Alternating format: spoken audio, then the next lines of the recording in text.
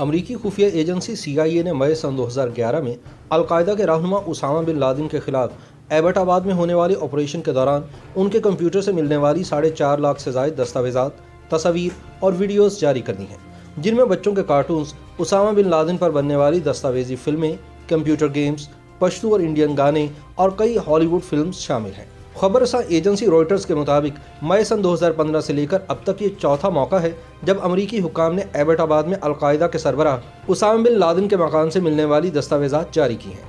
جو دستاویزات ابھی تک جاری نہیں کی گئیں ان کے بارے میں حکام کا کہنا ہے کہ ان میں سے چند قومی سلامتی کے منافی ہیں، چند اڑیاں فلمیں، جبکہ بقیہ چند فائلز کاپی رائٹس حقوق کی وجہ سے سامنے نہیں لائی جا سکتی۔ اس حوالے سے مائک پومپیو نے کہا کہ ان دستاویزات کی مدد سے امریکی عوام کو القاعدہ اور ان کی منصوبہ بندی کو سمجھنے میں مدد ملے گی۔ CIA مستقبل میں بھی عوام تک معلومات پہنچانے کی کوشش کرتی رہے گی۔ جاری کردہ فائلز میں اسامہ بن لادن کی ذاتی ڈائری، 18,000 دستاویزات، 79,000 آڈیو کلپس اور تصاویر اور 10,000 سے زائد ویڈیو کلپس شامل ہیں۔ CIA کا کہنا ہے کہ ماضی میں جاری کی گئی فائلز کی طرح اس دفعہ جاری ہونے والی فائلز کی مدد سے القاعدہ اور شدت پسند تنظیم دولت اسلامیہ کے درمیان پیدا ہونے والی اختلافات، القاعدہ کے اندرونی مسائل اور اسامہ بن لادن کے مرنے کے بعد تنظیم کو درپیش مشکلات کو سمجھنے میں مدد مل سکتی ہے۔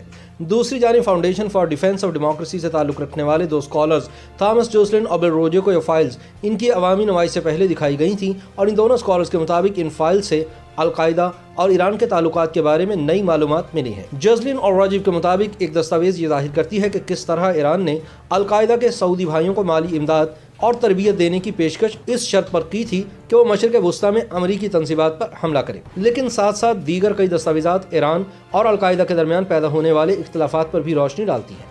جیسے کہ ایک بار اسامہ بن لادن نے ایران کے سپریم لیڈر آیت اللہ خامنئی کو خط لکھا جس میں انہوں نے اپنے رشتہ داروں کو رہا کرنے کا مطالبہ کیا۔ تاہم سب سے دلچسپ بات یہ ہے کہ اسامہ کے ٹھکانے سے ملنے والی اشیاء میں بالی ووڈ کے گانے اور فلمیں بھی شامل تھیں۔ یاد رہے کہ القاعدہ کے سربراہ اسامہ بن لادن کو 2 مئی سن 2011 کے روز امریکی افواج نے پاکستان کے علاقے ایبٹ آباد میں ایک آپریشن کے دوران قتل کر دیا تھا۔ آپریشن کے بعد پاکستانی فوجی حکام نے دعویٰ کیا تھا کہ اسامہ بن لادن کے ٹھکانے کا پاکستان میں کسی کو معلوم نہیں تھا اور وہ خفیہ طور پر یہاں چھپا ہوا تھا۔ بعد میں معلوم ہوا کہ ایبٹ آباد میں اسامہ بن لادن کو بسانے اور ان کے خاندان کی دیکھ بھال کرنے والے شخص کا تعلق کوہاٹ سے تھا اور اس کام پر اسے القاعدہ کے چیف آپریشنل کمانڈر خالد شیخ محمد نے لگایا تھا۔ ان دونوں کے والدین کی کویت میں ملازمت تھی اور وہیں سے ان کی جان پہچان ہوئی تھی۔ ابراہیم عرف ابو احمد القویتی نے تنظیم کے پیسوں سے ایبٹ آباد میں 9 پلاٹس خرید کر ان پر گھر بنوایا۔ کنٹونمنٹ بورڈ نے اس کی کوئی چیکنگ نہیں کی اور نہ ہی اس پر کسی نے اعتراض کیا۔ جب مقررہ اونچائی سے زیادہ اونچی دیوار کھڑی کی گئی تو کنٹونمنٹ بورڈ نے اس پر بھی کوئی اعتراض نہ کیا اور نہ ہی اس کی چیکنگ کی۔ اسامہ اپنی ایبٹ آباد کی اس رہائش گاہ پر 3 بیویوں اور اپنے بچوں کے ہمراہ کئی برسوں سے چھپا ہوا تھا۔ مئی سن 2011 میں اسامہ کے خلاف ہونے والے ایبٹ آباد آپریشن کے بعد یہ بھی معلوم ہوا کہ الکویتی اور اس کا بھائی اسامہ بن لادن اور ان کے خاندان کو سنبھالنے کی ذمہ داری سے اس قدر اکتا چکے تھے کہ بعد میں انہوں نے اسامہ کو اپنا استعفیٰ بھجوا دیا تھا اور دونوں میں سمجھوتا ہو گیا تھا کہ اسامہ 11 ستمبر کے حملوں کی 10ویں برسی کے بعد اس کے گھر سے چلے جائیں گے۔ اس سمجھوتے کو تحریری شکل بھی دی گئی تھی۔ اگر اسامہ بن لادن یہ مہلت حاصل نہ کرتے تو شاید وہ مئی میں ایبٹ آباد سے نکل چکے ہوتے۔